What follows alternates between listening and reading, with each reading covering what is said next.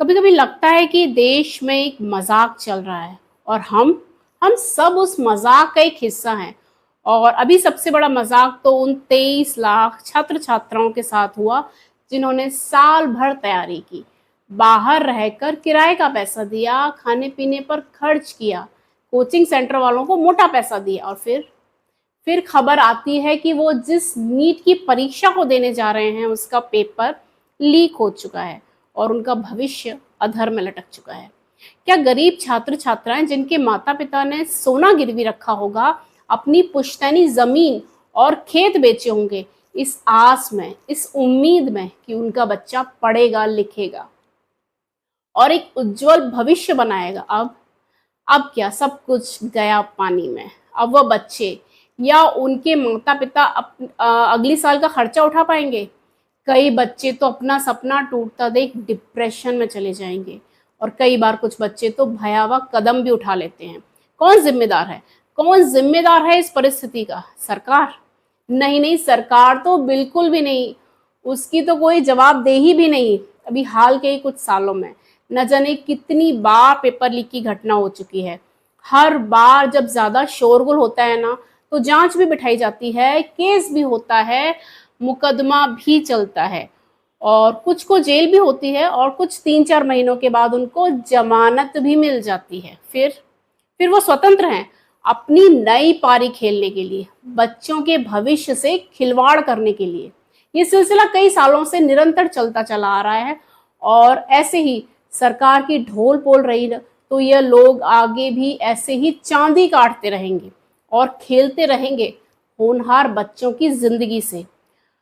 हम सबके साथ एक मजाक और किया गया जब 2024 में नीट का पेपर लीक हुआ। तो उस समय के एनटीए के जो डीजी थे, सुबोध कुमार सिंह, जब बहुत ज्यादा शोर शराबा हुआ तो उनको उनके पद से हटा दिया गया और जब जनता शांत हुई, मीडिया का शोर थम गया, तो उन्हें केंद्र सरकार में एक बड़े पद पर आसीन कर दिया गया।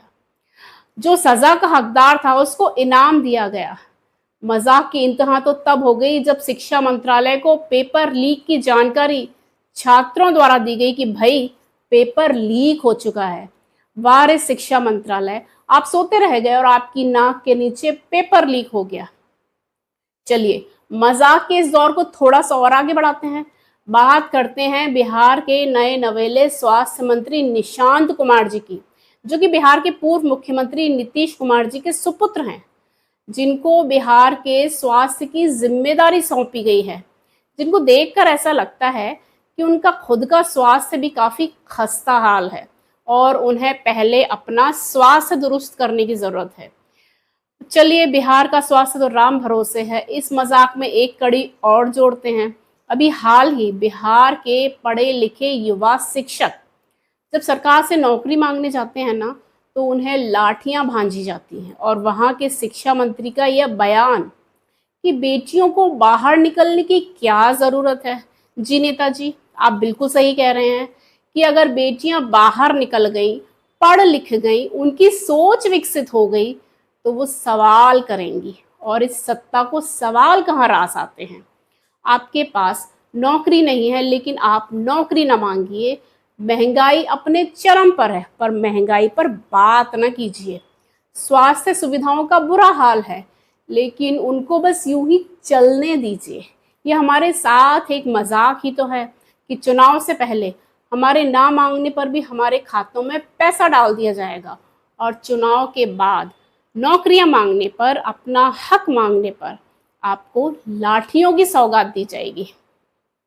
बड़ी विचित्र विडंबना है ना कि यही नेता जब चुनाव के पहले हमसे वोट मांगने आते हैं ना, तो हमसे ये उम्मीद रखते हैं कि हम इन्हें भर भर के फूलों की सौगात दें। सचमुच आज हम सब एक मजाक बनकर रह गए हैं और ठगे जाने पर हम उफ तक नहीं कर पाते।